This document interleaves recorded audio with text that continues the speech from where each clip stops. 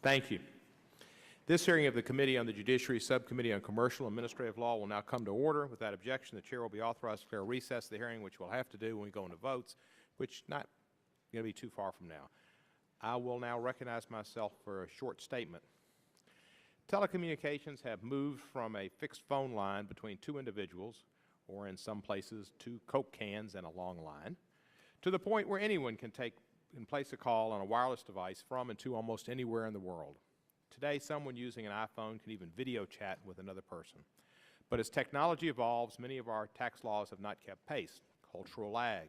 For example, just 10 years ago, states maintained a telecommunications tax structure based on a call's origin. This structure worked well because telephone calls at the time were placed from a fixed location. But mobile telecommunications did not fit neatly into that tax structure because mobile users rarely place calls from the same location.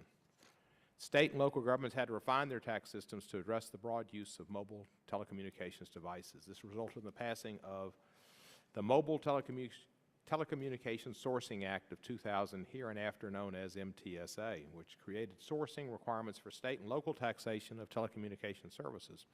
In essence, MTS would be taxed based on the customer's place of primary use. State and local governments, providers, and consumers now face a similar situation with the newest form of telecommunications, Voice over Internet Protocol. With Voice over IP, users are able to place calls over the Internet as long as they have access to broadband Internet access. Some providers and state legislatures have grown concerned. The current tax policies are difficult to apply to VoIP and urge that Congress help resolve the taxation issue as it did with mobile telecommunications. Today's hearing will provide members of the subcommittee the opportunity to hear testimony about Voice over IP and the impact of its expected growth and usage. Members will also hear testimony about state and local taxation of VoIP to determine whether a taxation issue does exist and whether Congress should intercede to resolve it. Accordingly, I look forward to receiving today's testimony. And at this point, I recognize my colleague, the gentleman from Arizona, Mr. Franks, distinguished ranking member of the subcommittee, for his opening remarks. Well, thank you, Mr. Chairman. I want to welcome all the committee here. I met Mr. Montgomery earlier. He seems tall enough that he can reach out and touch someone without a telephone. But it's a pleasure to meet you, sir. You know, today we're considering whether and how the Mobile Telecommunications Sourcing Act should be modified to address changes in telecommunications technology. The law was designed to resolve questions as to which states and localities could tax cellular calls. Existing Supreme Court precedent held that a state had a jurisdiction to tax telecommunications if two of three factors were in alignment: the source of the call, the destination of the call, and the billing or service address of the telephone. In traditional wireline communications, this presented very few difficulties. A call placed from Arizona to Tennessee was likely made on a phone whose billing address was in Arizona. However, with cell phones, a call placed from Arizona to Tennessee could be made with a phone whose billing address is in the District of Columbia. Under such a scenario, the three factors established by the Supreme Court could theoretically never be in alignment.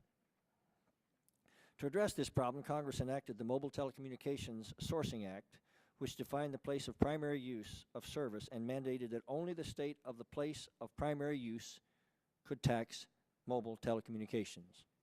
This helped consumers by ensuring that they could not be double taxed for their cell phone calls.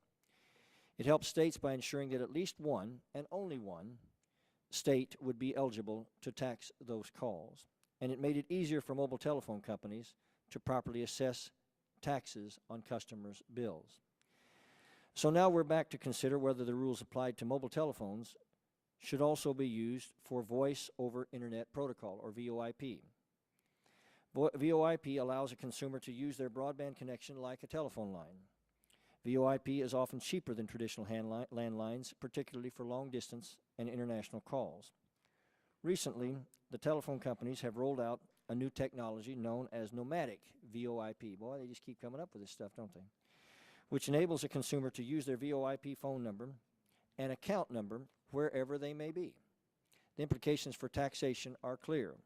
Like mobile phones, calls made from a nomadic VoIP no longer must be made from the same location as the billing or service address. Accordingly, this subcommittee has the opportunity to examine whether changes to the Mobile Telecommunications Sourcing Act are appropriate. To that end, we have representatives from both industry and the states here today. It's my hope that we can work together to quickly resolve the issues identified today so that states, industry, and most importantly, consumers can have the clarity and certainty that they need to conduct their affairs. And Mr. Chairman, with that, I welcome the panel members and yield back. Thank the gentleman for a statement. Without objection, other statements of members be permitted in writing and included in the record. We have 15 minutes for votes, and I think while we could start and maybe get through one gentleman's testimony, if you don't mind, I think we probably ought to vote and come back and do all the testimony at the same time. So without objection, and in spite of the fact that we have our largest attendance yet in this early spring training, I would ask without objection that we take a recess and return after votes are finished and promptly return. Without objection, we are in recess.